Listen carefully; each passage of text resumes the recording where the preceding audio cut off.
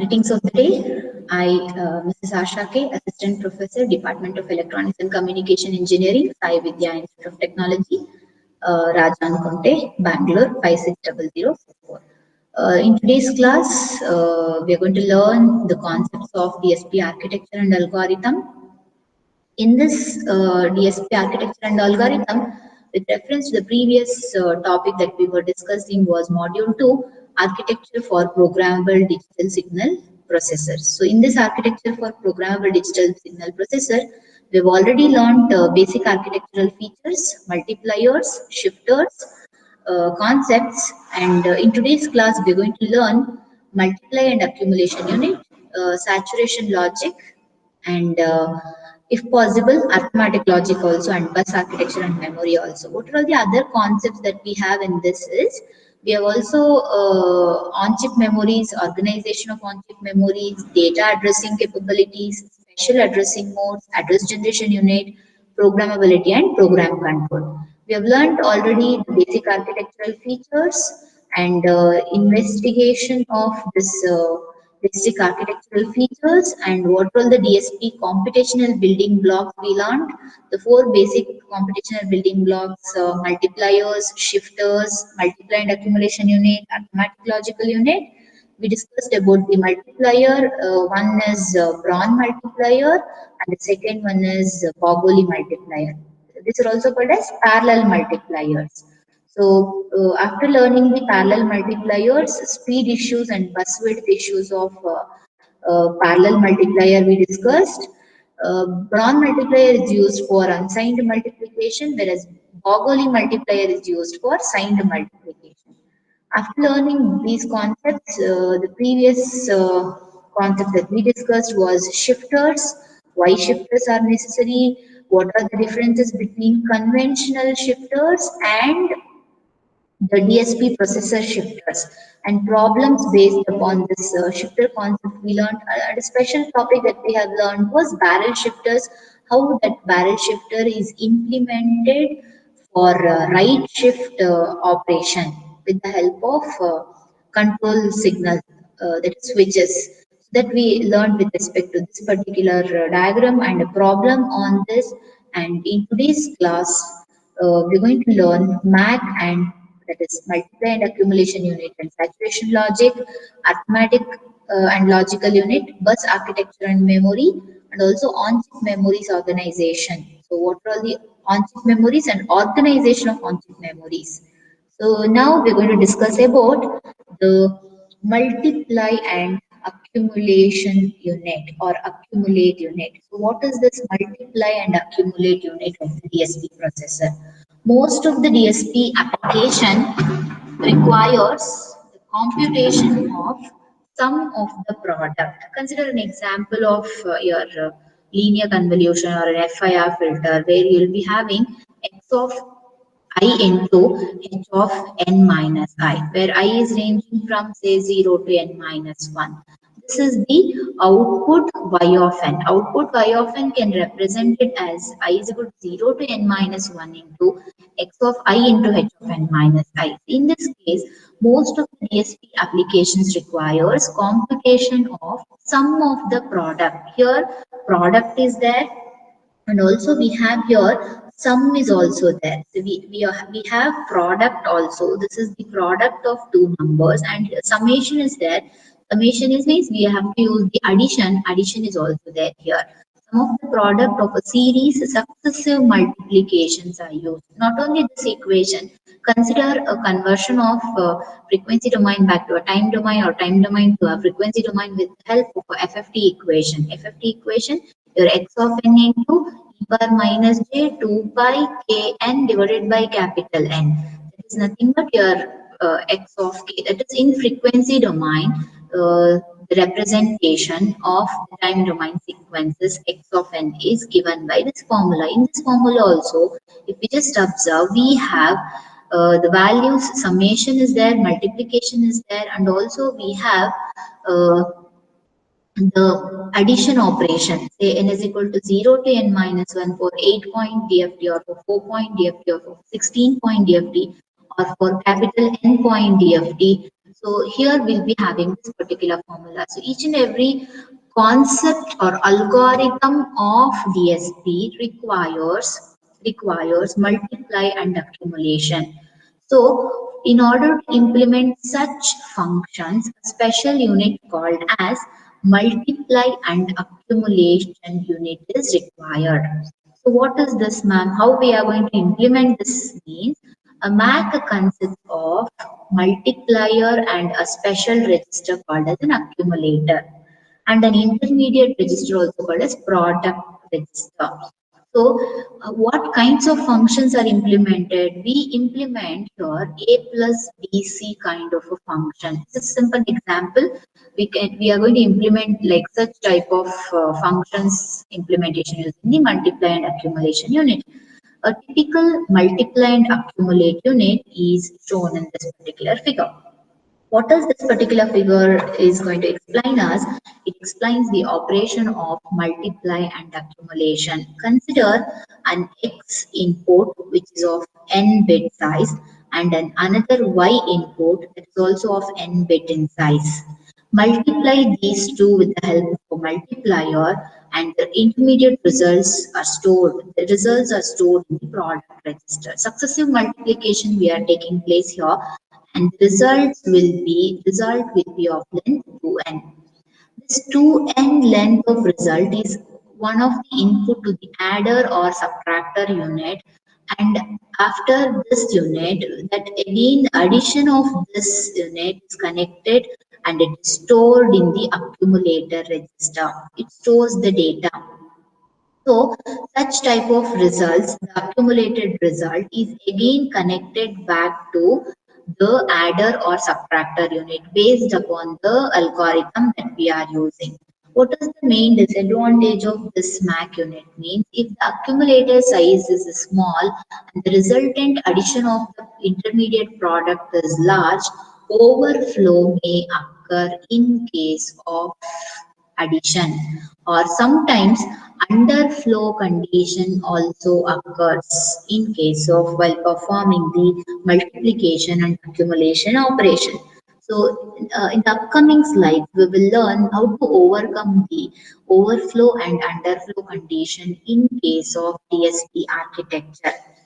So after this, although the addition and multiplications are of two different operations, they can be performed in parallel. Speed is the very important issue in case of DSP architecture and algorithm. Hence, what we are going to do here is addition and multiplication should be simultaneously performed, together should be performed. See, by the time of multiplier is computing the product, accumulator can accumulate the product of the previous multiplication. Say when I am performing multiplication and addition, first bit if I am multiplying means say adder will be there to perform the addition. Say first operation I am performing the multiplication. In the beginning stage adder will be idle. It is not performing. It is not performing any operation. Once I will get a one product, say P0 I have obtained means that product will be added with the previous results. I'm going to get intermediate product that will be added. The adder is going to start working here. Simultaneously, when I'm going to get the next product P1, simultaneously the adder is going to perform the addition. So if it is an n cross n multiplication, 4 cross 4 multiplication, 16 multipliers necessary and your like, simultaneously the adders and multipliers will be performing the multiplication and addition. So that is the concept of parallel multiplication. That is parallel multiplication and like parallelly the adder and multiplier will be performing the operation. Thus, when we have n products are to be accumulated, we require n minus 1 multiplications can overlap with n minus 1 addition. Say if I'm performing n bits product, n products are accumulated here. When I'm performing the n products are accumulated, so n minus 1 multiplications can overlap with n minus 1 addition. N minus 1 over Multiplication can overlap with multiplier and adder. See, simultaneously both are working. Simultaneously both are working. At last, what happens? Multiplier will not be working. Only adder is going to work. Only at the last stage and in the beginning stage, both simultaneously are not working, except both stages. In remaining stages, at remaining n minus 1 multiplications and n minus 1 additions, simultaneously both the multipliers and adders are working. During the first multiplication, accumulator will be idle. It's not working. It will be not working. Whereas during the last accumulation, the multiplier is not working. Multiplier is idle. So this is the concept of multiplication and accumulation operation. To perform this, how many number of clock cycles are required? So n plus 1 clock cycles are required to compute the sum of n products. To perform the multiplication of n products, we require n plus 1 clock cycles. Based upon this, we have one problem in the upcoming slide. Remember this, to perform the n plus 1 n product, n multiplication, to compute the sum of n product, we require n plus 1 clock cycles.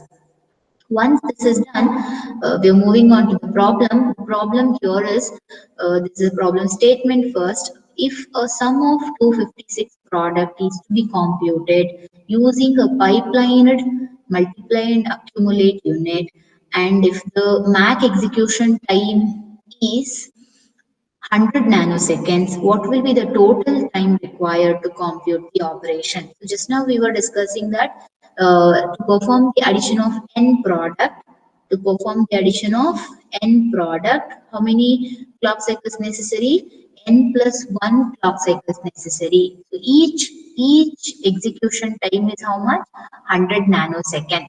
So now if we just observe the solution for this, to carry out 256 MAC operation, 257 execution cycles are necessary. 257 execution cycles are necessary. The total time required is 257 into 100 into 10 power minus 9 seconds. It is 25.7 microseconds is the total time required to compute the entire operation, to complete the operation. So this is one problem that we had for today's class, and I told you that there will be like overflow condition and underflow condition. To like while designing a multiply and accumulation unit, we have to pay an attention towards the sizes encountered at the input of the multiplier and sizes of the add or subtract unit of the accumulator. See, why we have to take care of the sizes? Because sometimes what happens, overflow condition may occur or underflow condition may occur. So, overflow and underflow can be avoided by using the following methods. What are the following methods? Namely, I can avoid this overflow and underflow condition by using shifters at the input and output of the multiply and accumulation unit. First concept, I can avoid the overflow and underflow by using shifters. Second one, providing the guard bits in the accumulator. I can use extra bits, additional bits to avoid the overflow and underflow. And the last one and very important one here is using the saturation logic. Now, what is saturation logic? Loading the accumulator with the most positive value or the least negative value based upon the condition. So whether it is overflow or whether it is underflow. We will discuss this condition with the diagram in the upcoming slides. Using shifters at the input and at the output of the MAC, I can avoid the overflow and underflow condition. Using guard bits in the accumulator, I can avoid the overflow and underflow condition. Or using the saturation logic also, we can overcome the overflow and underflow condition. So what about the shifters and the guard bits? The shifter concept and the guard bits. So in the input side and the output side, before multiplying, I can normalize the data at the input itself in the beginning of the input itself with the help of a shifter, shifting towards the right or shifting towards the left based upon the concept. Or after shifting at the input side, normalizing the data at the input side, I can also denormalize it to get the actual content of the output. As the normalization does not yield the accurate result, what happens? The shifter concept will not, there will be a loss in the data. When there is a loss in the data, the accurate result I cannot be able to obtain. So that's why it is one of the not suitable approach for like certain applications where accuracy is very, very important. Moving to the concept of guard bits. If accuracy is required means what we do here is another alternative method we use. The another alternative method that we use is using extra additional bits to avoid the overflow error. So where it is used, these are used in the accumulator bit. So after the performing the addition or subtraction operation, the extra bits are stored along in the accumulator along with the guard bits. So this guard bit concept is also very important concept wherein accuracy will not be lost. I'm going to get complete data in the case of using the guard bits to avoid the overflow and underflow error. So multiply and accumulation unit, we have a simple problem on this, how many guard bits necessary for it. So consider a problem on this, a Mac multiply and accumulate unit whose inputs are 16 bit. I have a multiply and accumulation unit whose the inputs connected to here is one 16 bit, another 16 bit. Total product, like if 256 products are to be summed up. So I have 256 product, 1, 2, 3, 4, 5, 6, up to 256 products are to be summed up. How many guard bits should be provided for the accumulator to prevent the overflow and condition from occurring the overflow condition? How can I avoid the overflow condition? How many extra guard bits are necessary to solve this particular problem? See, the problem given here is 16 cross 16 multiplication requires 2 into 16, that is 32 bits product, correct? N into N, 2N. Since we have 256 such products are to be summed up, the sum can grow up to log that number base 2, that is equal to 8 bits. So if you extend your guard bits, 8 bit position, 8 extra bits, use eight more extra flip-flop, store a device, store the particular data. The number of guard bits necessary to prevent the occurrence of overflow is only 8 bits. The formula here is whatever is the product that we are 256 product are to be summed up. How many number of data have to be summed up based upon that log n base 2 is the formula. Log 256 base 2, that is equal to 2 to the power 8, that is the log base 2 to 256 can be written as log base 2 to the power 8. So 8 into log 2 base 2, that is equal to 8 into 1, that is 8. So the number of guard bits required to prevent the occurrence of overflow is 8 bits. This analysis or the analyzing of this particular problem is explained with neat modified MAC, modified multiply and accumulation unit, modified accumulation unit after considering the guard bit or extension bit. These are also called as the extension bit. Why we are using this extension bit? These extension bits are used to avoid the overflow and underflow condition. Observe here, I have X input, I have Y input. Each X and Y input are of 16 bits. I'm going to perform the multiplication. The result of the multiplier are stored in the product register. After storing in the product register, the result is moved to the add or subtract unit. After moving to the add or subtract unit, what is going to happen? This is of size 32 bit.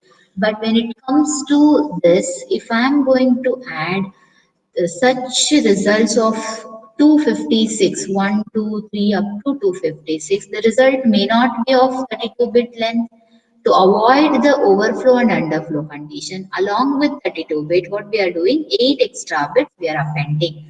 These 8 extra bits are nothing but the extension bits or the guard bits which are used to overcome the overflow error. So here again 32 plus 8, what happens? 40-bit data I'll be having. So this diagram is called as a modified multiply and accumulation unit with guard bits. Simple problem again. What should be the minimum width of the accumulator in a DSP device that receives 10-bit A to D samples? I have 10-bit A to D samples. After converting analog data into digital data, I have the digital data as 10-bit.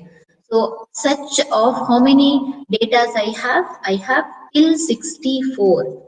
1, 2, 3, if you want up to 64 different data I have. If I am having up to 64 different data, here I have up to 64 different data I have.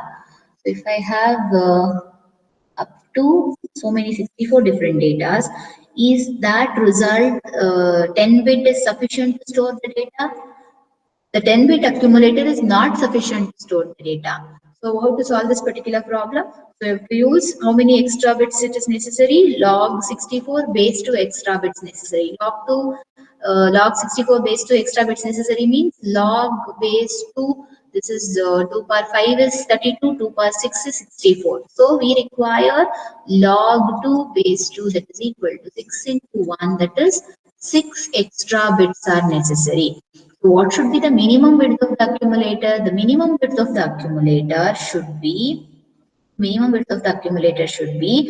along with the 10 bit, I'll be having 6 extra bit. The minimum width required will be totally 16 bits. So this is explained here.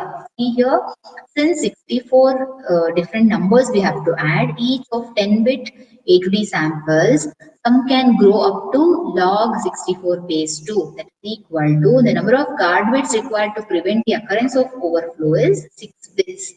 Minimum width of the accumulator is totally 16 bit. What would be the minimum width of the accumulator?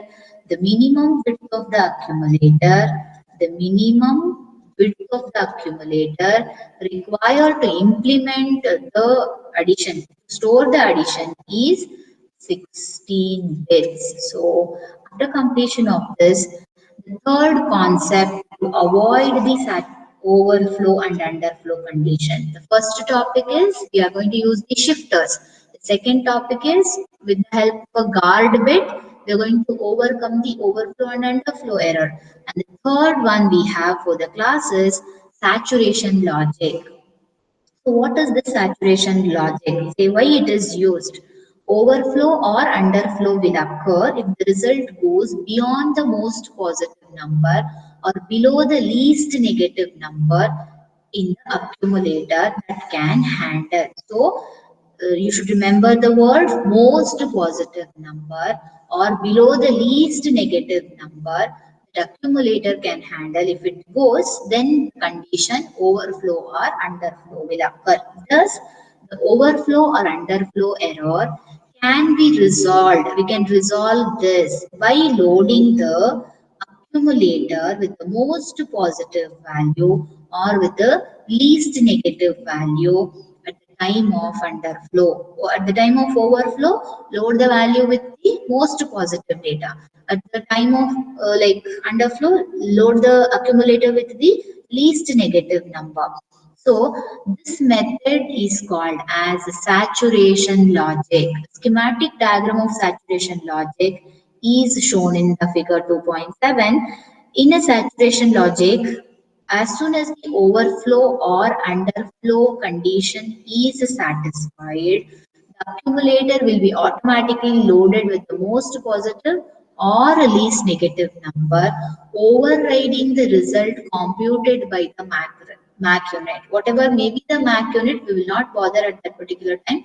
we will overload with the most positive number or the least negative number. So in the next figure, we are going to use the terms called as carry, that is into the MSB CI, and CO is the carry out from the most significant bit. If you just see here, CI is the carry into the most significant bit. CO is the carry out of the most significant bit. Assume that you have a data, this particular data is having, this bit is the least significant bit. Say I'll have 4, 5, 6, 7, 8. This is your most significant bit. This is your least significant bit. If there is any carry which is entering into this, this is CI. If any carry which is moving out of the MSP, this is called as CO. If carry is moving in means that is the negative number. If carry is moving out of the MSB means there is, like, depending upon the next bit, there may be 1 or 0. I may call that number as the negative number or that number as the positive number. Here, observe here, a saturation logic diagram mainly consists of a multiplexer. Multiplexer, it's a device. uh, it passes the data, it allows the data based upon the select lines. What is my select line? Based upon the select line. This example, whatever we have is a 2:1 multiplexer. How many select line necessary? One select line is necessary for 2:1 multiplex. 2 to the power n is to 1. Say 2 to the power n is to 1, where n is the select line. In this, 2 to the power 1 is to 1. Say how many select line? One select line is necessary. Depending upon the sign bit, if the sign bit is 1 or if the sign bit is 0, I'm going to get a data that is least negative value or the most positive value. After getting this data, if the sign bit is 1 means it is a negative number. If the sign bit is 0 means it is a positive number. Based upon that, I'll come to know that whether I require most positive value or most negative value. That will be passed to the output. This is the output of the multiplexer load. And depending upon the logic, that is XOR logic, as all my students know that 0, 0, 0, 1, 1, 0, 1, 1, for this XOR logic, if both the inputs are same, the output is low. If the inputs are different means I'm going to get the logic as 1. Here, if CI and CO are same means I'm going to get the output as 0. Then there is no loading into the accumulator. The load, this particular overflow or underflow condition is not there. If both are 0 or both are 1, what happens? I'm going to get the output as 0. In such cases, 0 means the accumulator is not going to respond. Whenever accumulator is 1, then at particular time, the accumulator is loaded with the most positive value or with the least negative value. Most positive value for the overflow condition, least negative value for the underflow condition. This completes the saturation logic to avoid overflow and underflow. After completion of this topic, uh, we are going to learn another topic called as another building block, computational building block. It is also a computational building block of DSP processor. The next computational building block of DSP processor that we are learning for today's class is arithmetic and logical unit. So what is this arithmetical and logic unit? ALU. From your computer communication like classes, CCP classes, in your computer programming classes, or nowadays from the school days only, all the students will be like able to understand what is an ALU. ALU is the one which performs arithmetic and as well as logical operation. It is an arithmetic and logical unit. So this one is going to perform the arithmetic operations such as addition, subtraction, increment, decrement, multiply, division, etc. And also logical operations such as AND, OR, NOT, XOR, XNOR, NAND and NOR operation. The block diagram of typical arithmetic logical unit which is used in programmable digital signal processors are shown in 2.8. What and all the basic building blocks of this arithmetic logical unit? The arithmetical logical unit, along with ALU, it also consists of status flag register, It also consists of register file to keep track of the register data, and also multiplexer to choose the data, which data has to be sent. Along with ALU, arithmetic logical unit, will be having status flag register, register file, and the multiplexer. This is the block diagram of arithmetic logical unit. So this particular block diagram of arithmetical logical unit consists of C data bus. From this data bus, the data is connected to a register file, one more register file, and another register file. Based upon which data has to be selected, we have using a devices called as multiplexers or MUX. And the input outputs of the multiplexers are connected to arithmetic logical unit. As we all know, this performs the take care of the arithmetic and logical operations. This arithmetical logical operations affect the status register. What are the status register? What are the status of the output of arithmetical logical operation? The output of the arithmetical and logical operation are stored in a device called as accumulator. So this is the accumulator device. If the result of the accumulator is having even parity or odd parity, if the accumulator is provided with carry or no carry, or whether I have any auxiliary carry in this system, or whether we have other status values, whether when there is an overflow or not, all those things, overflow flag, carry flag, parity flag, all those things will be stored in this particular status register. So in detail we will learn this main components or building blocks of the arithmetic logical unit, that is data bus, register file, multiplexer, and a status register and an accumulator, and at last arithmetic logical unit to perform arithmetic and logical operations. So what is the status flag? As I just briefed in the previous slide, ALU includes a circuitry to generate status register after arithmetic and logical operations. This may include sign flag, zero flag, carry flag, or an overflow flag. I may include these many flags in the status flag register. Overflow management. Depending upon the status of the overflow and the sign flag, the saturation logic that discussed in the previous slides can be used to limit the accumulator content, loading the accumulator with the most positive value or with the least negative value.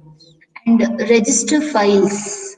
Instead of moving the data in and out from the memory during the operation of time, for a better speed, a large set of general purpose registers are provided to store the intermediate results. So we are using general purpose registers. Register files are nothing but general purpose registers. So these general purpose registers are used to store the intermediate results of the data rather than directly storing in the memory. So these are the general purpose registers used in the arithmetic logical unit.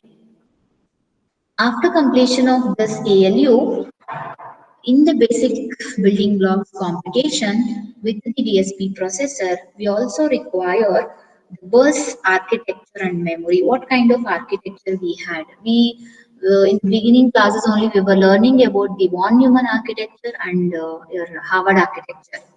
So in case of von Neumann architecture, we will be having same memory for program and as well as data. Processor used to handle same memory for both program and data, but what happens is speed will be less because same unit is used for both program and data. So here in bus architecture, that is in conventional microprocessor, we use von Neumann architecture for memory management. Managing memory is very, very important for faster, speed execution of the program, wherein the same memory is used to store both program and as well as data. So this is shown in this particular diagram. Here, both program and data are present in the same memory in this case. Although this architecture is simple, it takes more number of processor cycles. The processor cycles taken here will be high, number will be more. The execution of a single instruction as the same bus is used for both data and as well as program. So, because of this particular disadvantages of one human architecture, that is number of cycles, processor cycles is required more, another person developed an architecture called as Harvard architecture. In case of Harvard architecture, what happens? A separate program memory and data memory is used. The address bus is unidirectional, whereas the data bus, what we have here, it is for program memory. This is also unidirectional. When it comes to data memory, it is bidirectional. I can read the data and I can also write onto the particular data memory. So this is called as the Harvard architecture. So in order to increase the speed of operation, in order to increase the speed of operation, what we are doing here is we are utilizing the two different memories. One is program memory and another one is the data memory.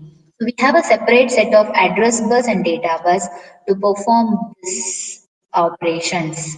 So this architecture is called as Harvard architecture. This is shown in figure 2.10. Okay. In this architecture also, we have only one data memory. But when it come across with the computation such as x of I into x of n minus I in case of DSP processor, we will be having two data samples. To perform the computation in a much higher speed, uh, two data samples are necessary. Hence, what we do in case of DSP architecture and algorithm is we are going to do modification to the Harvard architecture. The modified Harvard architecture consists of two data memories and one program memory. Although see, the usage of separate memory for data and instruction speeds up the processing, it will not completely solve the problem. Why it is not going to completely solve the problem? I have an expression or an equation like it consists of it consists of it consists of two computations. It consists of both both signal coefficient or signal samples and also filter coefficient, that is h of n minus I. This is equal to your y of n. In such cases, what happens? I will be having signal samples also and coefficient samples also. We require two different data memories, as many of the DSP instructions require more than one operand. So one operand is there. Use the single data memory needs to fetch the operands one after the other, thus increasing the delay of the processing. To overcome this, we have a separate memory for storing the operands separately. It is for one for signal sample, another one is for coefficient sample, and thus an execution takes place in the single clock cycles because both the operands can be fetched together. This diagram is called as the modified Harvard architecture or Harvard architecture with dual data memory. I have here one data memory, second data memory, and a program memory. Dual data memories are there. The execution speed is going to increase. Processor, address lines, data lines, address lines, data lines, bidirectional data lines for data, bidirectional data lines for data, and an address line. So this is the bus architecture and memory. When it comes to memory, along with the external memory, we also have uh, concepts called as on-chip memories. In order to have a faster execution of the DSP function, it is desirable to have the same memory located on the chip. Otherwise, it takes more time if it is on the external memory. As dedicated buses are used to access the memory, on-chip memories are faster when compared to external memories. So, speed and size are the two key parameters to be considered with respect to on-chip memories is concerned. What is speed? speed, on-chip memory should match the speed of the arithmetic logical unit operations in order to maintain the single cycle execution, instruction execution of the DSP. And also size also matters. In a given area of the DSP's chip, in a given area of the DSP chip, it is desirable to implement as many DSP functions as possible. Thus, the area occupied by the on-chip memory should be minimum so that there will be a scope for implementing more number of DSP functions on chip. That's why what we have here is organization of the on-chip memory is very, very important. So the organization of the on-chip memory, what we have, see how to organize the on-chip memory. Ideally, whole memory required for implementation of DSP algorithm has to reside on the on-chip so that the whole processing can be implemented or completed in a single execution cycle. Speed is very important here. Although this looks a very easy solutions, but what happens? It consumes more space on the on-chip and reducing the scope for implementing any functional block on the on-chip, which in turn reduces the speed of execution. So hence some of other alternatives have to be thought of. The following are some of the other ways in which on-chip memory can be organized. How as many DSP algorithm requires instruction to be executed repeatedly, the instruction can be stored in the external memory once it is fetched and it can reside in the instruction cache itself. This is one of the solution. What happens here? Uh, the DSP algorithms requires instruction to be executed repeatedly because multiply and accumulation operation, it has to repeat several times. The instruction can be stored in external memory and once it is fetched, it can reside in the instruction cache. Access time for memories on chip should be sufficiently small so that it can be accessed more than once in every execution cycle. So that has to be taken care. So this completes the topic for today's class.